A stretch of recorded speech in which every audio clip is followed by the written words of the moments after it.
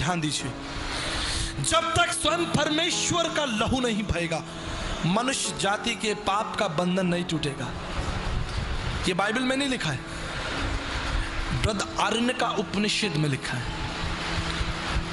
समस्त मानव जाति के पापों के लिए स्वयं परमेश्वर को महायज्ञ करना पड़ेगा। यज्ञ शिष्टानीय संतो सुमच्छते, अपने बच्चों के छुटकारे के लिए, संतों के छुटकारे के लिए परमेश्वर का यज्ञ। आप समझ रहे कौन है वो परमेश्वर और कैसे वो मेरे पापों को क्षमा करेगा? कैसे मैं जानूंगा, कैसे मैं समझूंगा कि वो परमेश्वर कौन है? जाकी रही भावना जैसी, तितवाने देखी सूरत तैसी। जिसकी जो समझ में आया उसने ईश्वर को बना दिया। किसी ने लाल कर दिया, किसी ने पीला कर दिया, किसी ने 10 हाथ लगा दिए, किसी ने 12 हाथ लगा दिए, किसी ने धनुष पकड़ा दिया, किसी ने चक्र पकड़ा दिया, किसी ने गदा पकड़ा दिया। मित्रों, मैं आज की शाम आपके सामने एक प्रश्न रखना चाहता हूं। अगर आप सोचते हैं कि आप पापी हैं और आप न्यायकर्ता के पास जाएं और न्यायकर्ता के हाथों में तलवार हो, न्यायकर्ता के हाथ में गदा हो, न्यायकर्ता के हाथ में चक्र और त्रिशूल हो, क्या आप उसके समीप जाएंगे? क्या आप उसके समीप जाने का प्रयास करेंगे? मानवीय भावनाओं में एक बार सोचकर देखिए,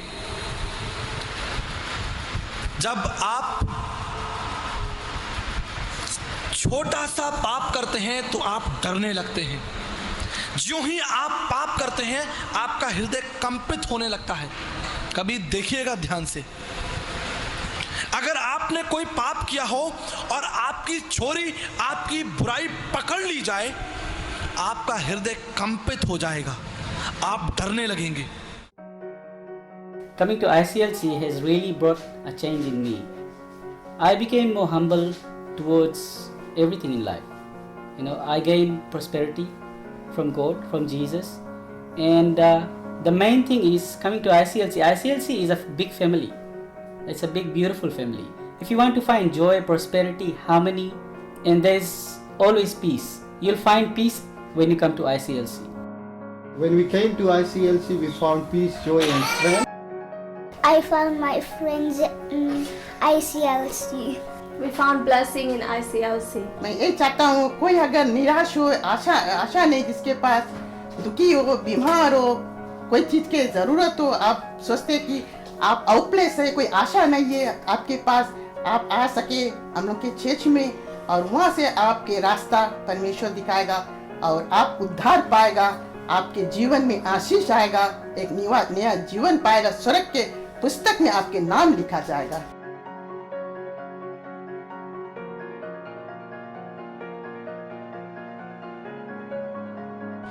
कौन है जो उस पवित्र परमेश्वर के निकट खड़ा हो सकता है? कोई है? कोई अपनी धार्मिकता, अपनी बुद्धि, अपने विवेक के साथ परमेश्वर के सामने खड़ा हो सकता है कि परमेश्वर मैंने पाप नहीं किया? वो आग है, क्षण भर में आपको भस्म कर देगी। हम सिर्फ परमेश्वर का एक रूप देखते हैं कि परमेश्वर प्रेम करने वाला परमेश्वर है। परमेश्वर का केवल हम एक रूप देखते हैं कि वो दया करने वाला परमेश्वर है।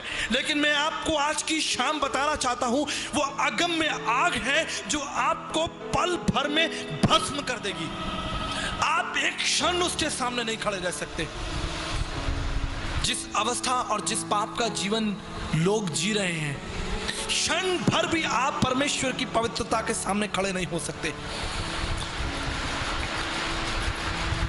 और अगर उसके हाथ में गदा, त्रिशूल, भाला है तो आप दूर से ही कांपने लगेंगे। क्षमा की पहचान क्या होती है? क्षमा की पहचान क्या होती है? क्षमा की पहचान आंखों से झलकती है, प्रेम से झलकती है, चेहरे से झलकने लगती हैं कि ये व्यक्ति मुझे क्षमा करने आ रहा है या मुझे मारने आ रहा है। आप उसके चेहरे और हाव भाव को देखकर पहचान लेंगे कि वो आपसे प्रेम करने के लिए आपके पास आ रहा है या आपको मारने के लिए आ रहा है। यीशु क्या लेकर आया? भला यीशु त्रिशूल लेकर आया आपके पास? सीधे हाथ पसारे हुए यीशु राजा बुलाता है। सीधे हाथ पसारे हुए वो यीशु राजा आपको बुलाता है। वो कहता है कि मैं तुम्हारे पापों को क्षमा करता हूं। उसने कहा, पुत्र तेरे पाप क्षमा हुए। लेकिन दुख की बात है कि आज इस प्रभु यीशु मसीह को लोग नहीं जानते। कल मैं आपको बता रहा था, बाइबल के पुराने नियम में 44 बार 44 टाइम्स प्रभु यीशु मसीह का सुंदर वर्णन मिलता है। यद्यपि पूरी बाइबल प्रभु के सच्चाई, प्रेम और प्रभु की दया और प्रभु के कारणों से भरी है, लेकिन पुराने नियम में 44 बार प्रभु यीशु मसीह का इस पृथ्वी पर आना, उसके पैदा होने का स्थान, उसके मरने का स्थान, उसके जीवन का पूरा रूप 44 टाइम्स सुंदर तरीके से लिखा है पुराने नियम में, यीशु मसीह के आने से पहले। जबकि ये एक यहूदी धर्म ग्रंथ है, लेकिन लोग जानते नहीं हैं, बाहर लोग जानते नहीं हैं। बाइबल ईसाइयों का धर्म ग्रंथ, बाइबल मतलब ईसाइयों की किताब, लोगों को कुछ नहीं मालूम।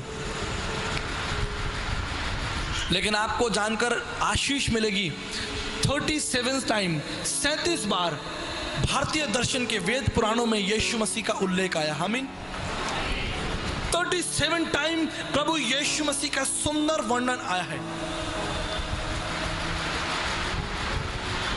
जो प्रभु को मिलबो चाहे, खोज शब्द में ले। गुरु नानक साहब ने कहा है, जो परमेश्वर को ढूंढना चाहता है वो उसको कहां ढूंढ ले? शब्द में, वचन में ढूंढ ले, क्योंकि आदि में और वचन देहधारी हुआ। यीशु मसीह कोई संत नहीं है, यीशु मसीह कोई महात्मा नहीं है। यीशु मसीह विराट अगम्य परमेश्वर है, जिसने आकाश और पृथ्वी की नींव डाली है। शायद ये बात हमारे लिए साधारण हो, लेकिन जब तक आप इस सफेद किताब काले अक्षरों को नहीं पढ़ेंगे, तब तक आप कभी नहीं समझ पाएंगे कि यीशु मसीह कौन है। चाहे मैं इस स्थान पर खड़ा होकर 3 दिन तक प्रचार करता रहूं, आप नहीं समझेंगे जब तक आप स्वयं इस पुस्तक को उठाकर नहीं देख लेते ये क्या है। भारतीय दर्शन में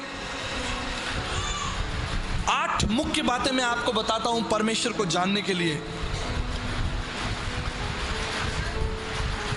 संसार में, ना केवल भारत में, संपूर्ण संसार में देवी देवताओं की कमी नहीं है। भारत में 33 करोड़ देवी देवताओं का लक्ष्य है, लेकिन ब्रह्म विद्या उपनिषद 31 पद में लिखा है कि वो परम आत्मा है। क्या है वो? परम आत्मा, सुप्रीम स्पिरिट। कौन है परमात्मा? कैसे जानेंगे हम उस परम आत्मा को जब तक वो अपना परिचय ना बताए। यीशु ने कहा, मैं इस संसार का नहीं हूं। मैं कहां से आया हूं? स्वर्ग से आया हूं। स्वर्ग में कौन रहता है? परमेश्वर। परमेश्वर का वचन कहता है कि वो उसका सिंहासन है और पृथ्वी उसके पांव की चौकी है। कोई स्वर्ग में नहीं गया जब तक प्रभु ना चाहे। परमेश्वर का वचन बाइबल कहती है वो परमेश्वर का सिंहासन है। उस सिंहासन के निकट कौन जा सकता है? जिसने परमेश्वर के विरोध में जीवन जिया है इस पृथ्वी पर, वो परमेश्वर के राज्य में कदापि प्रवेश नहीं करेगा। मुंडक उपनिषद 1:2-12 में लिखा है, वो श्रोत्यम है, वो सब बातों का जानने वाला है। आपको मालूम है